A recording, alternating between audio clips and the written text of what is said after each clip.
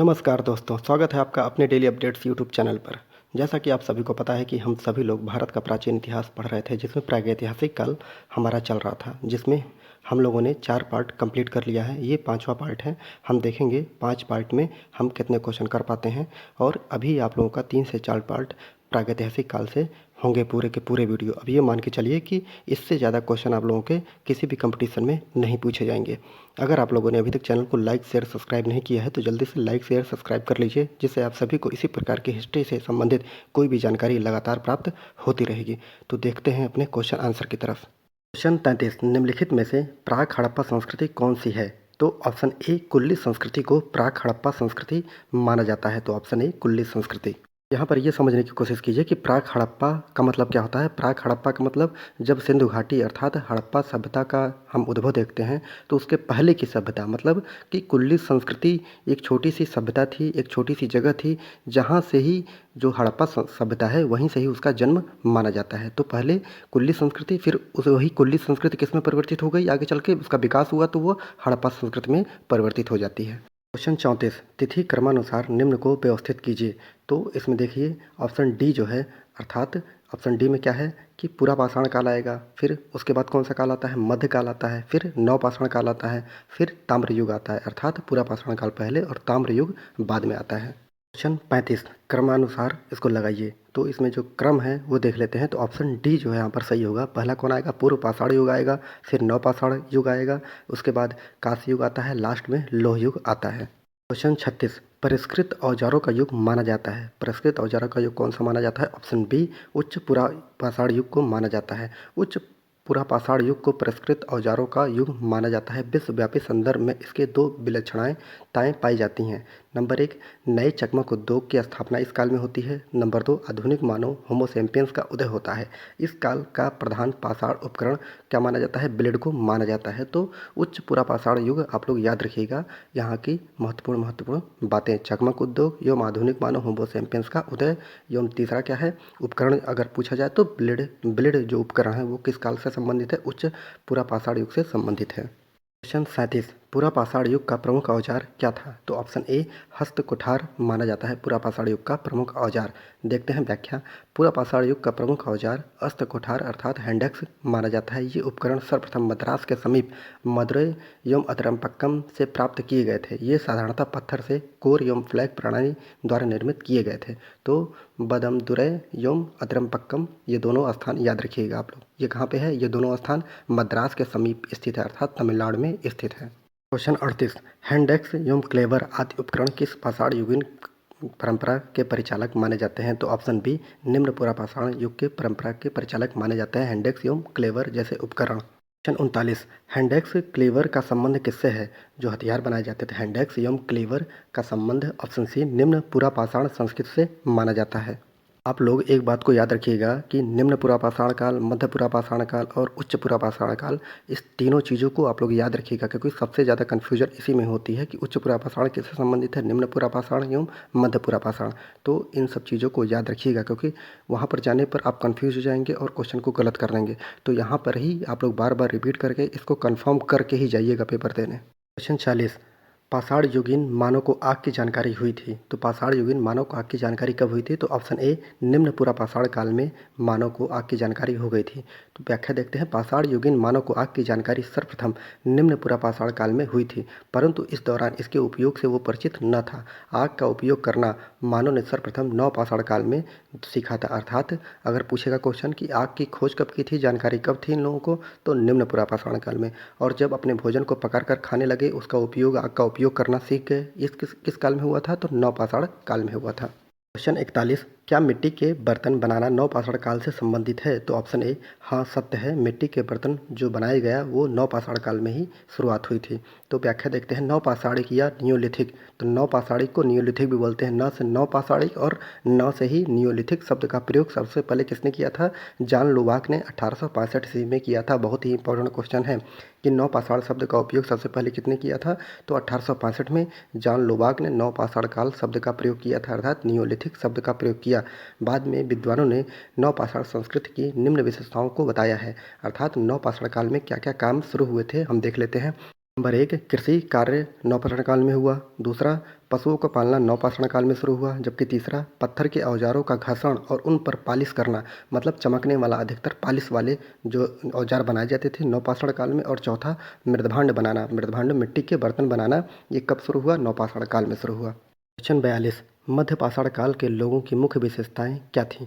तो option A क्या थी? लघु पाषाण उपकरणों का प्रयोग करना, अर्थात छोटे छोटे पत्थरों के जो औजार बनाए जाते थे वो कब शुरू हुआ? मध्य पाषाण काल में शुरू हुआ था। तो मध्य पाषाण काल के लोगों की मुख्य विशेषता लघु पाषाण उपकरणों का प्रयोग करना था। इसको माइक्रोलिथिक या सूक्ष्म पाषाण भी कहा गया है। क्वेश्चन 43, पूर्व पाषाण युग के लोगों का प्रमुख उद्यम क्या था? उद्यम क्या था? तो ऑप्शन ए शिकार करना था, अर्थात पूर्व पाषाण युग के लोग जो थे वो केवल शिकार करते थे और उनको मारकर खाते थे और कोई काम नहीं करते थे। तो ऑप्शन ए शिकार करना था। क्वेश्चन 44, पूर्व पाषाणकालीन मानव का मुख्य धंधा क्या था? तो ऑप्शन बी शिकार करना था। तो आप देख लीजिए 2 बार क्वेश्चन आ चुका है यूपीजीआईसी में, यूपी टीचर के भर्ती में। तो ऑप्शन बी जो है शिकार करना मुख्य धंधा था। क्वेश्चन 45, प्राचीन भारत में कृषि के प्राचीनतम उल्लेख कहाँ से मिलते हैं? तो ऑप्शन बी है मेहरगढ़ से मिलते हैं। तो आप लोग याद रखिएगा मेहरगढ़ से कृषि के प्राचीनतम उल्लेख मिलता है। क्वेश्चन 46, चावल का प्राचीनतम प्रमाण पाया गया है? तो ऑप्शन बी उत्तर प्रदेश में चावल का प्राचीनतम प्रमाण पाया गया है। क्वेश्चन 47, भारतीय उपमहाद्वीप में धान की खेती का प्राचीनतम पुरातात्विक साक्ष्य प्राप्त हुआ है? तो ऑप्शन डी है उत्तर प्रदेश के कोल्डियावा से ही भारतीय उपमहाद्वीप में धान की खेती का प्राचीनतम पुरातात्विक साक्ष्य प्राप्त होता है। क्वेश्चन 48, कृषि के प्राचीनतम साक्ष्य कहाँ से प्राप्त होते हैं? तो कृषि के प्राचीनतम साक्ष्य ऑप्शन सी लहुरा देव नामक स्थान से प्राप्त होते हैं। तो ये भी याद रखिएगा कि लहुरा देव कहाँ पे स्थित है? ये उत्तर प्रदेश के गोरखपुर जिले से सटे संत कबीर नगर में लहुरा देव नामक स्थान जो है स्थित है। अगर पूछेगा कि अगर इसमें मेहरगढ़ होगा तो याद रखिएगा पहले मेहरगढ़ फिर लहुरा देव। अगर मेहरगढ़ नहीं है तो लहुरा देव, और मेहरगढ़ और लहुरा देव दोनों है तो लहुरा देव ही मारिएगा कृषि के प्राचीनतम साक्ष्य से संबंधित। अगर लहुरा देव नहीं होता है तब जाकर मेहरगढ़ या आप लोग कृषि के प्राचीनतम साक्ष्य से संबंधित जो ऑप्शन होगा उस पर मारिएगा। क्वेश्चन 49, किस नवपाषाणिक स्थल से धान की खेती के प्राचीनतम साक्ष्य मिलते हैं? तो ऑप्शन बी लहुरा देव नामक स्थान से धान की खेती के प्राचीनतम साक्ष्य मिलते हैं। ये लहुरा देव कौन सा स्थान है? नवपाषाणिक स्थल है, क्योंकि आपको पता है कि नवपाषाणिक स्थल से ही हमें क्या मिलता है? शुरू हो गया था, खेती करना शुरू हो गया था।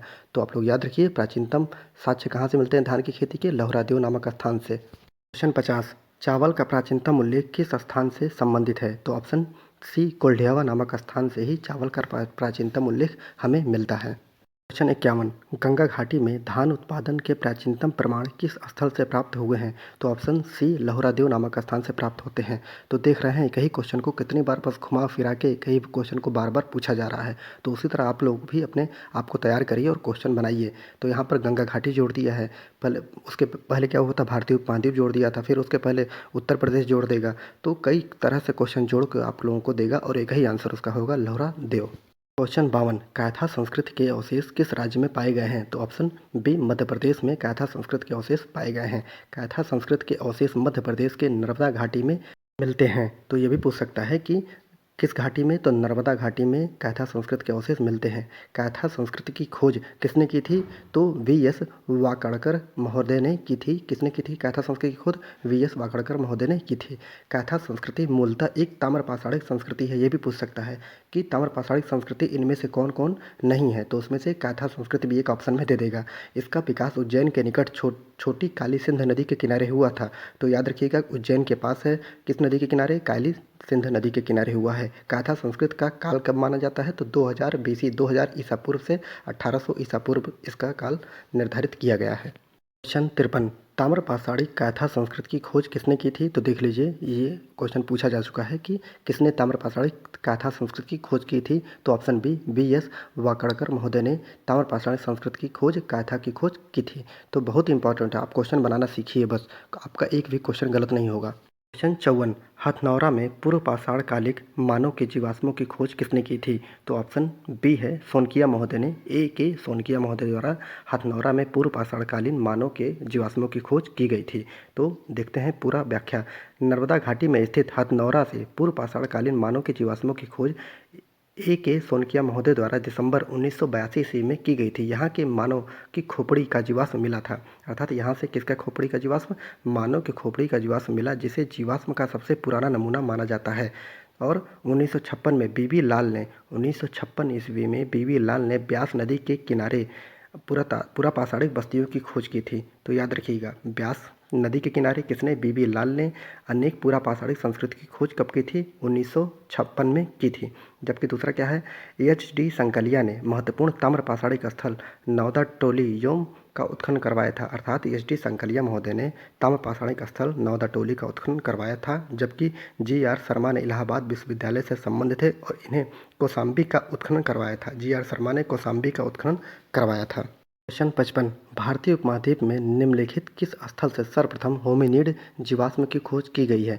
तो ऑप्शन डी, हथनौरा नामक स्थान से होमिनिड जीवाश्म की खोज की गई है। तो हथनौरा नामक स्थान कहाँ पर है? ये मध्य प्रदेश में।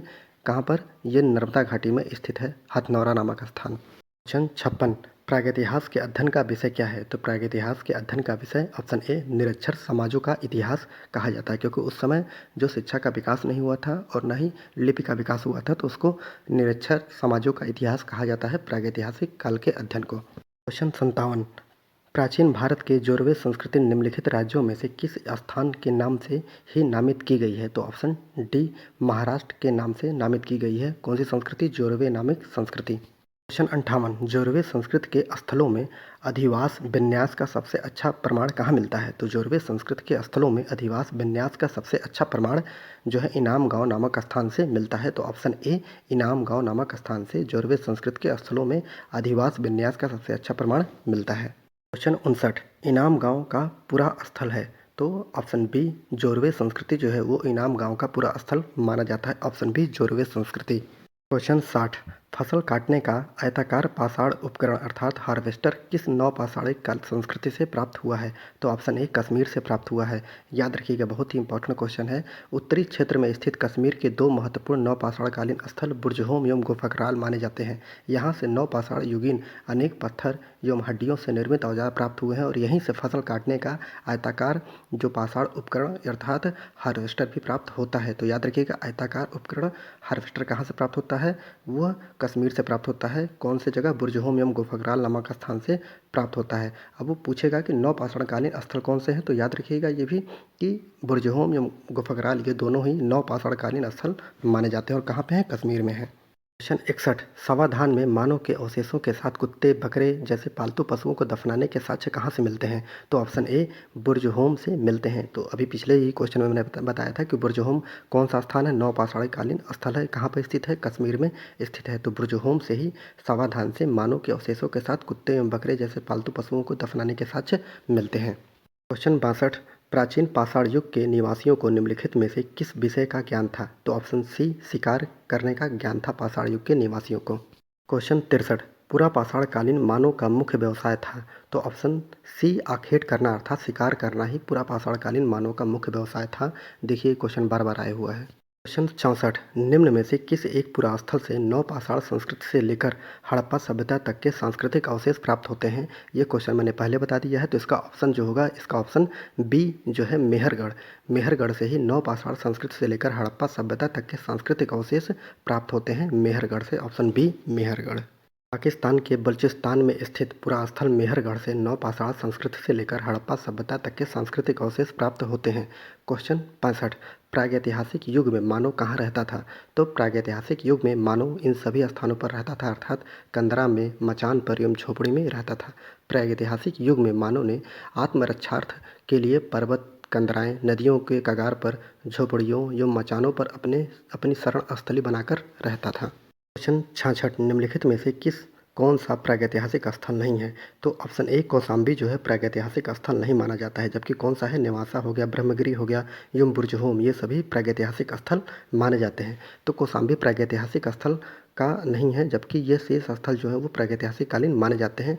ब्रह्मगिरी जो है कर्नाटक में स्थित एक नवपाषाणकालीन स्थल है, जबकि नेवासा ये महाराष्ट्र में अहमदनगर जिले में स्थित एक ताम्रपाषाणिक संस्कृति है, जबकि यहाँ से पटसन के साक्ष्य प्राप्त हुए हैं। यह जोरवे संस्कृति से संबंध है। तो ऑप्शन ए जो है कौशाम्बी। क्वेश्चन 67, मनुष्य ने कृषि का ज्ञान प्राप्त किया था? तो मनुष्य ने कृषि का ज्ञान ऑप्शन सी, नवपाषाण काल में प्राप्त किया था। क्वेश्चन 68 अनाज की उपज प्रथम बार प्रारंभ हुई थी। तो अनाज की उपज जो है कब प्रारंभ हुई थी? ऑप्शन ए नवपाषाण काल में प्रारंभ हुई थी। मैंने बता दिया कि पहली बार मानव एक जगह इकट्ठा रहने लगा, तो वो खेती करने लगा। खेती करने के बाद अनाज उत्पादन करने लगा, उसके बाद पत्थरों पे पालिश करने लगा, और तीसरा क्या था, आग का उपयोग करना सीख गया था, और जो मिट्टी के बर्तन हैं वो भी बनाना सीख गया था नवपाषाण काल में। क्वेश्चन 69 भीमबेटका प्रसिद्ध है। तो भीमबेटका जो है किस लिए प्रसिद्ध है? तो ऑप्शन डी शैल चित्रों के लिए प्रसिद्ध है। अर्थात कि जो भीमबेटका एक गुफा है, और गुफा किसका बना होता है? पत्थरों का बना होता है, और पत्थरों पर जो चित्र बनाए गए हैं उसी लिए भीमबेटका प्रसिद्ध है। तो भीमबेटका का चट्टानी शरण स्थल भोपाल से 65 किलोमीटर दूर अर्थात पश्चिम में स्थित है, और यूनेस्को ने भीमबेटका शैल चित्रों को विश्व विरासत सूची में सम्मिलित किया हुआ है। इन गुफाओं में जीवन की विभिन्न रंगों की पेंटिंग के रूप में उकेरा गया है, जिसमें हाथी, सांभर जो हो गया, हिरन हो गया आदि के चित्र हैं। अब तक लगभग 700 शरणार्थियों की पहचान की जा चुकी है। इनमें 243 भीमबेटका समूह में तथा 178 लाखा जुआर समूह में स्थित हैं। तो याद रखिएगा कि भीमबेटका समूह में कितने शरणार्थियों की पहचान की गई है, कितने चित्र बनाए गए हैं? 243। और जबकि लाखा जुआर ये भी उत्तर प्रदेश में है। मैंने बताया था आपको, लाखा जुआर भी एक गुफा है जो उत्तर प्रदेश में है। इसमें कितने हैं? 178 लाखा जुआर समूह स्थित हैं। क्वेश्चन 70 निम्नलिखित स्थलों में से कौन सा स्थल प्रागैतिहासिक शैल चित्रकला के लिए प्रसिद्ध है? तो अभी बताया मैंने कि ऑप्शन सी भीमबेटका जो है प्रागैतिहासिक शैल चित्रकला के लिए प्रसिद्ध माना जाता है। Option C Bhimbetka. क्वेश्चन 71 शैल चित्रकारी के लिए प्रसिद्ध प्रागैतिहासिक स्थल निम्नलिखित में से कौन है? तो ऑप्शन डी भीमबेटका को ही शैल चित्रकारी के लिए प्रमुख प्रागैतिहासिक स्थल माना जाता है। तो ऑप्शन डी भीमबेटका।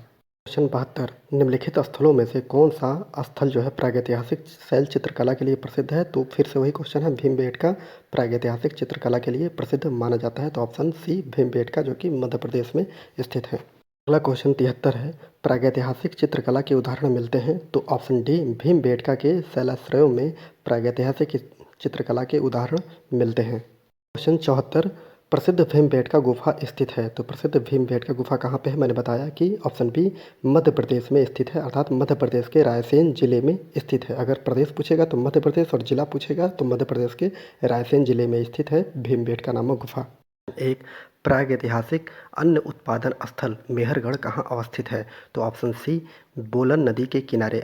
याद रखिएगा, बोलन नदी के किनारे जो है अन्न उत्पादक स्थल मेहरगढ़ स्थित है। ये कहाँ पर स्थित है? ये मेहरगढ़ कहाँ पे है? ये मेहरगढ़ पाकिस्तान के वर्तमान पश्चिमी बलूचिस्तान प्रांत में 7 बोलन दर्रे के पास स्थित है। तो याद रखिएगा, बोलन दर्रे के पास मेहरगढ़ स्थित है, जो क्वेटा से लगभग 150 किलोमीटर दूर है। इस नगर की अवधि 7000 ईसा पूर्व से लगभग मानी जाती है। यहाँ से प्राचीनतम नगरीकरण के साक्ष्यों के अतिरिक्त फसल उत्पादन के भी प्राचीनतम साक्ष्य प्राप्त होते हैं। अर्थात नगर उत्पादन, देख लीजिए, नगरीकरण के साक्ष्य एवं फसल उत्पादन के साक्ष्य कहाँ से मिलते हैं? ये मेहरगढ़ से मिलते हैं। और ये किसके बगल में स्थित है? ये जो है मेहरगढ़, ये बोलन दर्रे के पास स्थित है। तो आगे देखते हैं, इस क्षेत्र में उत्पादित की जाने वाली प्रमुख फसलों में कौन कौन सी हैं? गेहूँ, जौ एवं कपास आदि प्रमुख थी, यहाँ पर उत्पादन की जाती थी। तो मेहरगढ़ जो है पूर्व ताम्र पाषाणिक संस्कृति एवं प्राक हड़प्पी संस्कृति का घोतक है, तो इससे संबंधित है। यहाँ से प्राप्त कच्ची मिट्टी के बने आयताकार भवन एवं मृदभांडों के अवशेष प्रमुख उल्लेखनीय पुरातात्विक प्रमाण मिलते हैं। तो बहुत ही इंपॉर्टेंट क्वेश्चन है। यहाँ से आपको टफ क्वेश्चन मिलेंगे। जो भी क्वेश्चन मिलेंगे ये आईएएस के क्वेश्चन है, जो कि पहले सब्जेक्ट का क्वेश्चन होता था। जो 2010 के पहले जब आईएएस का पेपर होता था, उसमें 120 क्वेश्चन सब्जेक्ट के आते थे। तो वही 20 साल के क्वेश्चन मैं करवा रहा हूँ, क्योंकि ये मान के चलिए टीजीटी, पीजीटी, एलटी में इससे संबंधित 4-5 क्वेश्चन आपको इसी आईएएस से संबंधित दे देते हैं, कथन कारण, और इससे थोड़ा सा टफ क्वेश्चन है। आप लोग इसको पढ़ लीजिए ज़रूर। मैं पूरे क्वेश्चन करवाऊँगा, आप लोग पढ़िए या न पढ़िए। जिसको पढ़ना होगा, जिसको सिलेक्शन लेना होगा, वो पूरे क्वेश्चन पढ़ेगा, और उसको पढ़ कर ही जाएगा तो देखेगा कि पूरे के पूरे क्वेश्चन ही मेरे पढ़ाए हुए आए हुए हैं वहाँ पर। दूसरा क्वेश्चन कथन कारण से संबंधित है ये क्वेश्चन। तो इसमें देखिए कि कथन क्या है। ए है क्या, प्रागैतिहासिक भारत के संदर्भ में अधिकतर कृषि स्थलों से नवपाषाणकालीन उपकरण भी उपलब्ध हुए हैं। और कारण क्या है, अस्थायी कृषि गतिविधि के लिए आवश्यक था कि विभिन्न प्रकार के सूक्ष्म पाषाण उपकरणों का विकास तथा उपयोग हो। तो यहाँ पर कथन सही क्या होगा? तो ऑप्शन सी यहाँ पर सही होगा। ऑप्शन सी में क्या है, अर्थात एक सही है और जो आर है जो वो गलत है। तो ए क्या है, प्रागैतिहासिक भारत के संदर्भ में अधिकतर कृषि स्थलों से नवपाषाणकालीन उपकरण उपलब्ध हुए हैं, तो ये सही है। जबकि आर जो है दूसरा कारण जो है ये गलत है। व्याख्या देख लेते हैं। प्रागैतिहासिक काल को 3 कालों पूरा पाषाण काल, मध्य पाषाण काल एवं नवपाषाण कालों में विभाजित किया गया है। पूरा पाषाण काल में मानव आखेट एवं खाद्य संग्राहक की अवस्था में था, जबकि मध्य पाषाण काल आते आते वो पशुपालन संबंधी कार्य भी करने लगा था। जबकि नवपाषाण काल में पहली बार मेहरगढ़ से लगभग 7000 ईसा पूर्व में कृषि के प्राचीनतम साक्ष्य प्राप्त होते हैं। नवपाषाणकालीन कृषि स्थलों से नवपाषाणकालीन उपकरण भी मिले हैं, परंतु सूक्ष्म उपकरण मध्य पाषाण काल की विशेषता मानी जाती है। ये क्वेश्चन 2006 में आईएएस के पेपर में पूछा गया था।